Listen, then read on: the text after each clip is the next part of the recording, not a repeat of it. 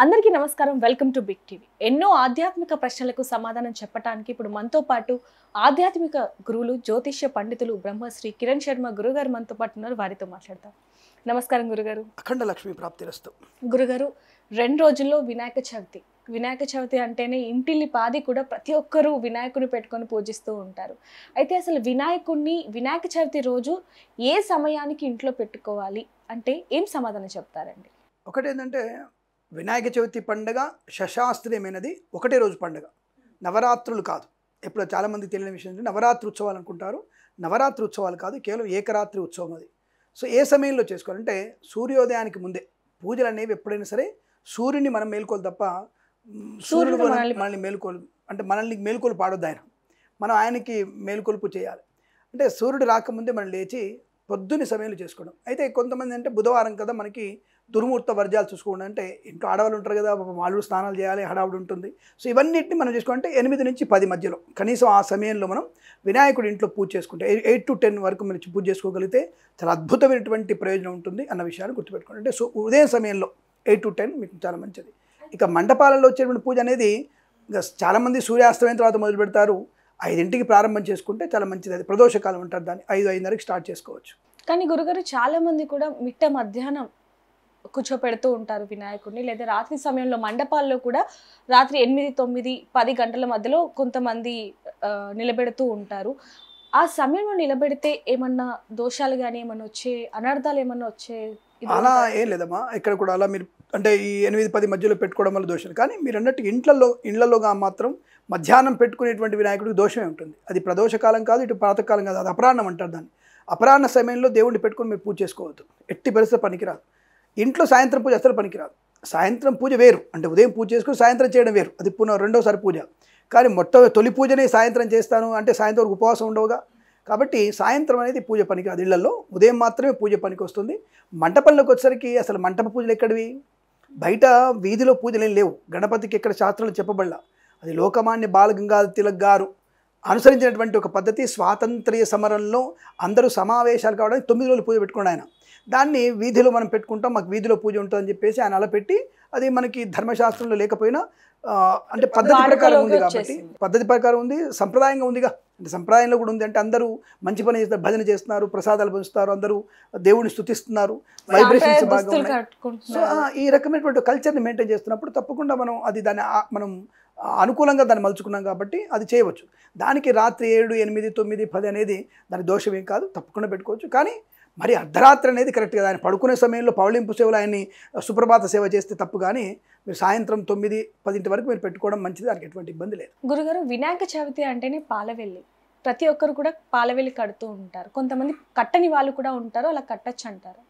పాలవెల్లి ఎందుకు కడతామంటే అందంగా అలంకరించడానికి, అంతే తప్ప ఆ పాలవెల్లికి ఆయనకి ఎటువంటి పూజకి సంబంధం లేదు.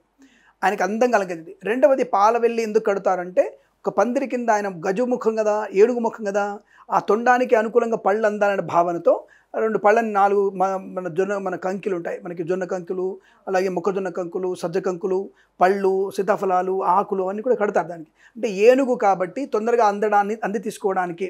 అంటే ఒక పద్ధతి చూడండి, ఎంత చిన్నపిల్లవాడికి అమ్మ పెట్టేటువంటి పద్ధతి అది. అలా ఈజీగా అందడానికి కోసం పాలవెల్లి కట్టితే పాలవెల్లికి అన్ని వేలాడదీయడం అనేది కేవలం భగవంతుడికి తొందరగా నైవేద్యం స్వీకరించడానికి అనే భావం తప్ప పాలవెల్లికి శాస్త్రం ఎటువంటి సంబంధమే లేదు. పాలవెల్లి అందంగా అలంకరించుకోవచ్చు, పాలవెల్లి లేకుండా పూజ చేసుకోవచ్చు, దానికి ఎటువంటి ఇబ్బంది లేదు. మరి మండపాల్లో పాలవెల్లి పెట్టట్లేగా, మండపాల్లో కేవలం పందిరేగా.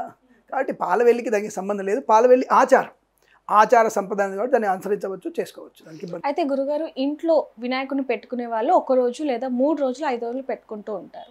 అయితే అసలు 1 రోజు 3 రోజులు 5 రోజులు పెట్టుకోవచ్చు అంటారా ఇంట్లో? ఒక రాత్రి ఉత్సవమే. ఈరోజు భాద్రపద శుద్ధ చవితి రోజున మనం పూజ చేసుకొని పంచమి రోజు ఉద్వాసం చెప్పుకోవాలి. కొంతమందికి 2వ రోజు మంగళవారం వచ్చింది, 2వ రోజు శుక్రవారం వచ్చిందనే భావన కొంతమందికి ఉంటే వాళ్ళు 3వ రోజు తీసుకునేవాళ్ళు తప్ప, ఎట్టి పరిస్థితుల్లో ఆ రోజు పూజ చేసి ఆ రోజు సాయంత్రం మళ్ళీ పూజ చేసి స్వామివారి కథ చెప్పుకొని, అంటే వినాయక ఉత్పత్తి కథను చెప్పుకొని ఆ మర్నాడు ఉద్వాసన చెప్పుకునేటువంటి కార్యక్రమం తప్ప ఇది 9 రోజులు 3 రోజులు అలాంటిది ఏం లేదు. ఉంచడం వల్ల తప్పులేదు, అసలు శాస్త్రంలో ఉంచమని చెప్పలేదు.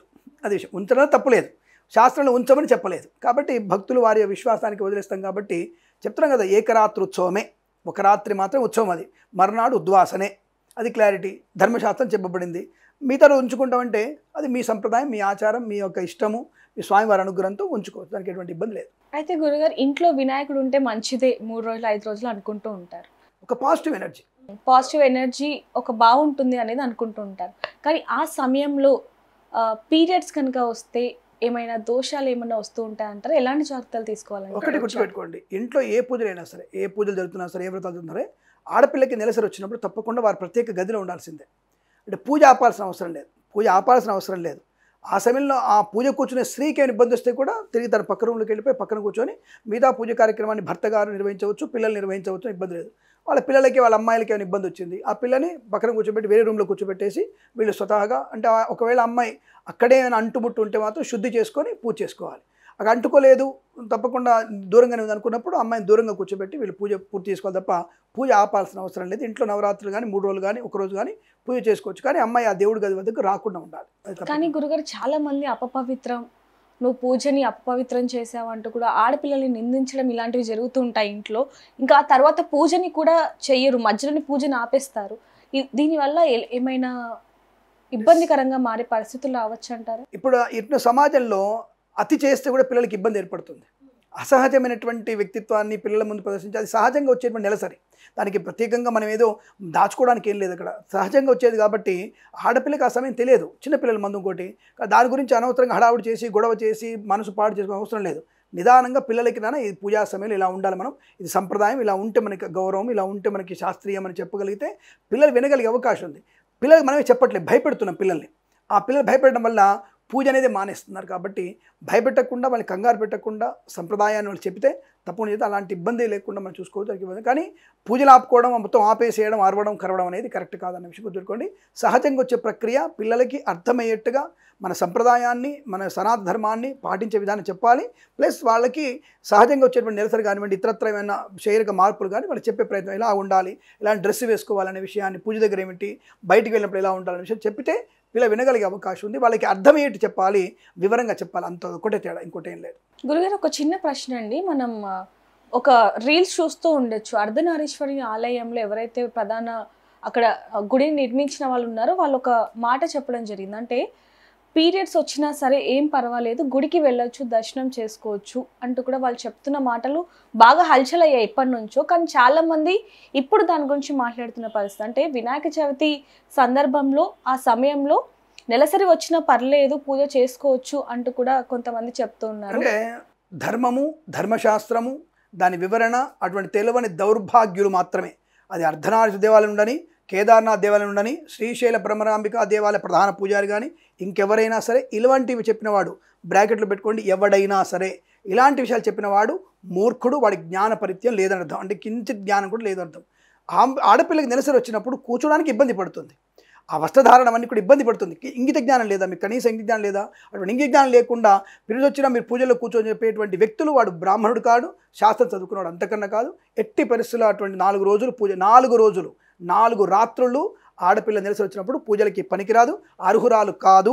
ఆవిడ రెస్ట్ తీసుకోవాల్సిందే, దూరంగా వేరే గదిలో ఉండాల్సిందే. దానికి ఉపమానాలు, ఇంకేమైనా సలహాలు, సూచనలు, ఇంకేమైనా ఎక్స్క్యూజెస్ ఉంటాయా? అటువంటివి లేవు. అది నిర్ద్వంద్వంగా అమ్మాయి సుఖంగా రెస్ట్ తీసుకోవాల్సిందే. తన లోపల గదిలో హాయిగా ఉండవచ్చు, తన టీవీ చూసుకోవచ్చు, చదువుకోవచ్చు, ఇంకేదైనా బాగా చదువుకోవచ్చు, భగవన్నాస్మరణ చేసుకోవచ్చు.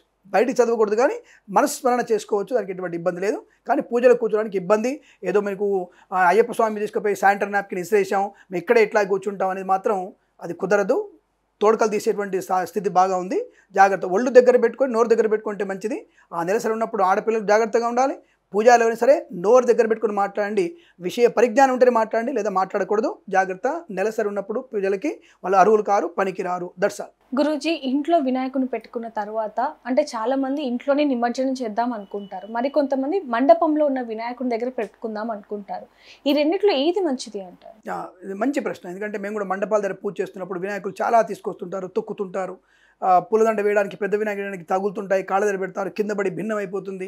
దీనంతటికన్నా హాయిగా మన ఇంట్లో శుభ్రంగా ఒక బకెట్లో పెట్టుకొని, మా ఇంట్లో మా అమ్మాయితో పాటు ప్రతి వినాయక చవితికి మా అమ్మాయి తల మీద పెట్టి మా ఇంటి చుట్టూ తిరిగి శుభ్రంగా మా ఇంట్లోనే బకెట్ నీళ్ళలో శుభ్రంగా గణేషుని ముంచేసి ఆ నిమజ్జనం చేసి ఆ మర్నాడు అవన్నీ కూడా కరిగిపోయిన తర్వాత ఆ నీళ్ళన్నీ కూడా మొక్కలో పోసేవాళ్ళం మేము. అంటే మా వినాయకుడు మాతో పాటు మా ఇంట్లో ఉంటాడు ఎప్పుడు కూడా. కాబట్టి ఆయన ప్రాణప్రతిష్ఠలో ఆయన తల్లిగారి దగ్గరికి వెళ్ళిపోతాడు. అంటే విగ్రహమేగా ఉంది, ఆ విగ్రహం మట్టి అంతా కూడా మా ఇంట్లోనే ఉంటుందిగా, బంక మట్టి కానీ పుట్టమట్టి కానీ మా ఇంట్లోనే మొక్కలలో ఉంటుంది కదా.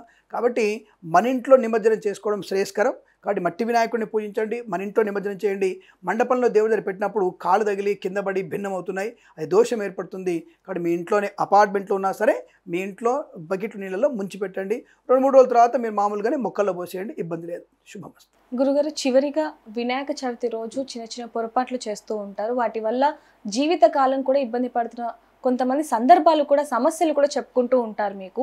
ఆ సమస్యలు ఏంటి, అవి రాకుండా ఉండాలంటే ఎలాంటి జాగ్రత్తలు తీసుకోవాలి? ఒకటి, ఇక్కడ మీరు మంచి ప్రశ్న అడిగారు. వినాయక చవితి పూజలో సులభమైన పూజ, చాలా సులభమైన పూజ. ఎందుకంటే పాపం ఆయన చాలా భక్తులుడు, అంటే భక్తుడికి ఇష్టమైనటువంటి వ్యక్తిత్వాన్ని ఇస్తాడు, ఇష్టమైనటువంటి వాడు. కాబట్టి ఆ భక్తులకి సులభమైనటువంటి పూజ విధానం ఇది ఒక్కటే. మిగతా పూజ కఠినంగా ఉంటాయి. రేపు వచ్చేటువంటి శరన్నవరాత్రి ఉత్సవాలు ఉంటాయి శాశ్వత మాసంలో, చాలా నిక్కచ్చిక పద్ధతిగా ఉంటుంది. కించి తేడా వచ్చిన అమ్మవారి రివర్స్లో కొట్టేస్తారు, దెబ్బ బాగా కొడుతుంది అమ్మవారు, అది ప్రత్యక్షంగా ఎంబడే ఉంటుంది. అది ఈ వినాయకుడి దగ్గర మాత్రం ఆయన పాపం ఏమనుకోడు, సర్లే ఒక మొక్కజొన్న లేకపోయాం అనుకోడు, టెంకాయ లేకపోయాం అనుకోడు, అదేమో ఏదన్నా ఒకటి ఆయనకి అరటిపండో వెలగపండో లేదా మామిడి మండనో, లేదంటే చూతపత్రం అంటే చూతం అంటే మామిడి మండనో, లేకపోతే బిల్వపత్రం ఏదో ఒక పత్రం పెట్టినా సంతోషపడతాడు, లేదంటే ఇంత వెలగపండు, ఇంత అరటిపండు, చిన్న అరటిపండు ముక్క పెట్టినా సంతోషపడతాడు, ఏ దొరకో చెరుకు ముక్క పెట్టినా సంతోషపడతాడు. అది లేకపోతే చప్పిడి మోదకాలు కింద బియ్యపిండి నీళ్ళు కలిపి ఉండ్రాలు చేసానికి ఇస్తే అది కూడా తిని ఇష్టపడతాడు. అటువంటి సులభమైనటువంటి దేవుడు, భక్తుల్ని ఎప్పుడు కాపాడేవాడు. కాబట్టి ఆయనకి పాపం ఇంత నిష్ఠాగరిష్టమైన పూజలు అక్కర్లా, జాగ్రత్తగా పూజ చేస్తాడు. అంటే పూజ అనేది జాగ్రత్త, సంప్రదాయాన్ని భిన్నంగా చేయకూడదు, షోడశోపచార పూజ చేసుకునే ప్రయత్నం చేయాలి. ఇక్కడ మీరు అడిగిన ప్రశ్న, ఈ శోభాయాత్ర చేస్తుంటారు మనవాళ్ళు. ఈ శోభాయాత్రలు చేసేటువంటి అనైతికమైన పనులు మీకు ప్రమాదాన్ని కలిగిస్తాయి. మంటపాల దగ్గర చేసేటువంటి ఆటలు, పేకాటలు, తంబాకులు తినడం, పానపరాగులు తినడం, మద్యపానం చేయడం, ఇతర అనేక రకాల పిచ్చి ఆటలను ఆడుకోవడం, దానివల్ల సమాజాన్ని నాశనం చేసే అవుతాం, బెట్టింగ్లు ఆడడం, ఇవన్నీ కూడా దేవుడి దగ్గర చేస్తే మీకు ప్రమాదం ఖచ్చితంగా ఉంటుంది. శోభాయాత్ర రోజు మీరు ఎవరైతే మద్యపానం తీసుకున్నారో వాళ్ళందరికీ కూడా ప్రమాదం తప్పడానికి అవకాశం ఉండదు, ప్రమాదం జరుగుతుంది. కాబట్టి దేవుడి దగ్గర ఎప్పుడు ఇటువంటి ఆటలాడదు. ఒక 50 ఏళ్ల క్రితం ఎటువంటివి లేవు, కోలాటాలు ఆడుతూ సరదాగా వెళ్తున్నారు. ఇప్పుడు మద్యపానం చేసి వాడు తీర్మార్ అంటాడు, 10 మార్ అంటాడు, 15 మార్ అంటాడు. ఆ మారేందో వీడు ఎగురుతుంటే వాడు గుండె ఆగిపోకేమొద్దమ్మా. ఈ మధ్య కార్డియాక్ అటాక్ చాలా ఎక్కువ అవుతుంది. కాబట్టి అనవసరంగా ఇటువంటి ప్రమాదాలు తెచ్చుకొని ఇంట్లో కడుపు కోత మిగిల్చే ప్రయత్నం చేయకండి, మద్యపానం చేయకండి. అతిగా ఎగరక్కర్లేదు, ఎగరాలి, మంచి సంతోషం స్వామివారిని శోభాయాత్ర చేయాలి. ఒక కోలాటం, ఒక నిదానమైనటువంటి పదాలు, అంటే పాదాలు చాలా అడుగులు తడబడుతకుండా మంచిగా నాట్యం చేయాలి తప్ప ఇష్టం వచ్చినట్టుగా డేడ్ అని చెప్పి ఢమఢమడమ కొట్టుకుంటా డ్యాన్స్లు ఏంటో దానికి ఒక అర్థం లేదు. కింద పడడం, దొర్లడం, చేతులు బొక్కులు పోతాయి, అసలు అటువంటి ఆటలు ఎక్కడ లేవు. జాగ్రత్తగా ఒక కోలాటం లాంటిది, ఒక చప్పట్లు కొట్టుకుంటూ ఒక సరదాగా పాటలు పాడుకుంటూ వెళ్ళేటువంటి సంప్రదాయం తప్ప ఇష్టం వచ్చినట్టుగా మీరు చేసేటువంటి పైకృతికమైనటువంటి ఆటలు పాటలు అనేవి లేవు. దానివల్ల మీకు ప్రమాదం పొందుకునే అవకాశం ఉంది. అటువంటివి చేయకుండా భగవన్నామ స్మరణతో శోభాయాత్ర పూర్తి చేసుకొని తర్వాత ఇంటికి వచ్చాక నీకు తాగాలనుందా తర్వాత విషయం, నీ పెద్దల అనుమతితో నీ ఫ్రెండ్తో కలిసి ఇంట్లో కూర్చొని తాగి నువ్వు ఇంట్లో పడుకొని పొద్దున్న లేచి నువ్వు ఉద్యోగానికి వెళ్ళిపో. అంత ఎగిరి అంత చేసి రాబోయే 10 రోజులు ఉద్యోగం మానేస్తున్నాడు, కాలేజీ మానేస్తున్నాడు, ఉద్యోగానికి పోవట్లేడు, అసలు ఎక్కడ పోవట్లేడు, కాళ్ళు వాపని చెప్తాడు, వాంతులు అంటాడు, విరేచనాలు అంటాడు, రోగం వచ్చి 10 రోజుల దాకా అన్నీ ఆగిపోతున్నాయి పనులన్నీ కూడా. ఈ 10 రోజుల వల్ల జీడిపి అయిపోద్ది, మనది భారతదేశ ఆర్థిక వ్యవస్థ ఆగిపోతుంది. కాబట్టి అటువంటివి చేయకండి. ప్రశాంతంగా శోభాయాత్ర చేసుకొని ప్రశాంతంగా ఉండగలిగితే అదృష్టయోగం మీకు ఉంటుంది. స్వామివారి అనుగ్రహంతో ముందడుగు వేయచ్చు, శుభం కలుగుతుంది. గురుగారు, వినాయక చవితికి సంబంధించి అనేక ప్రశ్నలకి సమాధానం చాలా చక్కగా వివరించారు. ధన్యవాదాలండి. అఖండ ఐశ్వర్యమస్తు. సర్వం Shri Mahaganapati దేవతార్పణమస్తు. For more videos like this, subscribe Big TV channel.